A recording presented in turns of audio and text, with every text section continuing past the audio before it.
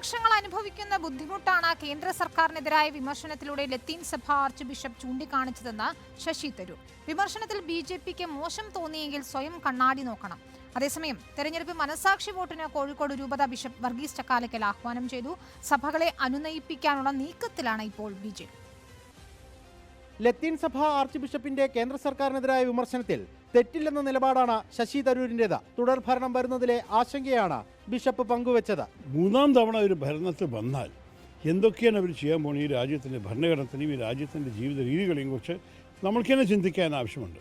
അപ്പോൾ ഇത് ബിഷപ്പിൻ്റെയും ചിന്തയാണെന്ന് കേട്ടപ്പോൾ എനിക്ക് നല്ലോണം ഇഷ്ടപ്പെട്ടു. നിലപാട് വ്യക്തമാക്കിയ കോഴിക്കോട് രൂപത ബിഷപ്പ് വർഗീസ് ചക്കാലക്കൽ മനസാക്ഷി വോട്ടിന് ആഹ്വാനം ചെയ്തു. സമദൂര സിദ്ധാന്തം സ്വീകരിക്കും. ഒരു സമദൂര സിദ്ധാന്തമാണ് പ്രശ്നാധിഷ്ഠിത മൂല്യാധിഷ്ഠിത സമദൂര സിദ്ധാന്തം.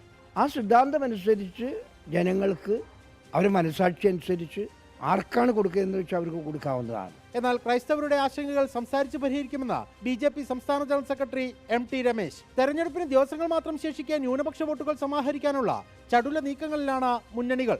റിപ്പോർട്ടർ, കോഴിക്കോട്.